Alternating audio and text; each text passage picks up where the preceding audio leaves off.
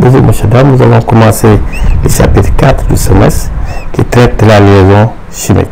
Il faut se dire que depuis le début de l'année, nous avons étudié le modèle de l'atome isolé, c'est-à-dire seul, sans lien avec un autre élément. Alors que dans la nature, les seuls éléments qui sont constitués uniquement d'atomes, ce sont les gaz rares. Presque tous les composés que nous rencontrons dans la vie sont constitués d'un ensemble de 2 ou de plusieurs atomes. Cet ensemble constitué de plusieurs atomes est ce qu'on appelle la molécule. Qu'est-ce que c'est une molécule? Une molécule, c'est un assemblage de 2 ou de plusieurs atomes. Assemblage qui se conserve lors des changements d'état physique. C'est-à-dire que vous avez de l'eau liquide, de l'eau solide ou de l'eau gazeuse, vous avez toujours le même assemblage H2O. Souvent, si on prend une molécule constituée de 2 atomes, on a un atome A qui va se lier à un atome B pour former ce qu'on appelle la molécule AB. Mais cette condition de formation ne peut exister que si la molécule AB est plus stable que les atomes pris individuellement. Et ça signifie que l'énergie de AB doit être inférieure à l'énergie de A. L'énergie de AB doit être inférieure à l'énergie de B. Si ce n'est pas le cas, la molécule AB ne pourra pas se former. On a plusieurs types de molécules. Une molécule peut être homonucléaire, ça veut dire que tous ces atomes sont identiques. C'est le cas par exemple du hydrogène, c'est le cas de l'ozone, c'est le cas du dichlore, c'est le cas du difluor ou du dibrome. Une molécule peut aussi être hétéronucléaire, c'est-à-dire que dans l'ensemble formé, on a au moins 2 atomes différents. C'est le cas du méthane, c'est le cas de l'éthylène, c'est le cas de l'eau bien sûr, c'est le cas du dioxyde de carbone, c'est le cas du monoxyde de carbone. Et lorsque une molécule se forme, ça vient nécessairement l'établissement, la formation d'une liaison entre les 2 atomes. Bien sûr, cette liaison-là peut être de plusieurs formes. Eh bien, on a différents types de liaisons. Donc, la liaison n'est pas unique, mais variable en fonction des produits. Nous avons la liaison interatomique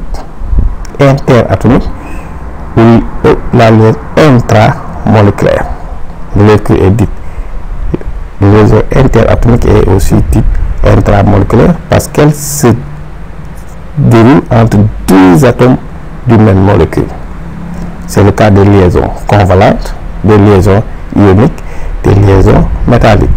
On peut avoir aussi une liaison intermoléculaire, une liaison entre 2 molécules, telle que la liaison hydrogène.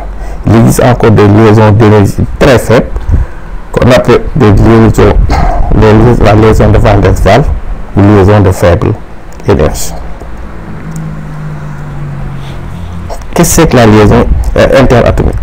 On retrouve dans cette liaison interatomique ce qu'on appelle la liaison covalente.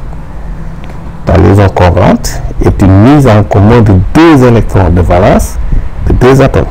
Et ça, il faut noter aussi, les électrons qui forment une liaison se trouvent nécessairement dans la couche de valence.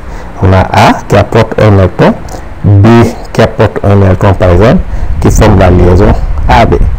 Et cette position des deux électrons de la liaison dépend de l'électronégativité de A et de B. Par exemple, ici, on peut dire que les 2 atomes ont des électronégativité très voisines. Ici, B sera plus électronégatif et ici, A est plus négatif. N'oubliez pas qu'on rappelle l'électronégativité, c'est la tendance qu'a un atome à attirer le doublé d'une liaison dans une molécule ou dans une liaison chimique. Nous avons la liaison partiellement ionique ou partiellement covalente, bien sûr. Qu'est-ce qu'une liaison partiellement ionique? C'est une liaison qui se forme entre 2 atomes d'électronégativité différentes. C'est le cas de HCl. 2 atomes d'électronégativité différentes. Par exemple, si X de B, l'électronégativité de B est supérieure à l'électronégativité de A, la liaison qui va se former sera partiellement covalente, bien que chaque atome va apporter un électron. La liaison, comme on l'a dit précédemment, les deux directions seront plus proches de B ici que de A. On peut avoir une liaison convenable de coordination aussi, ce qu'on appelle anciennement une liaison dative. Ici, dans cette liaison, c'est l'un des corps qui va apporter les deux électrons de la liaison. Voilà, ici, A va avoir une orbitale atomique vide, B a un doublet, bien sûr, et B va partager son doublet avec l'atome A pour former AB. Alors, dès que l'atome se forme maintenant, les deux électrons appartiennent aussi bien à A qu'à B.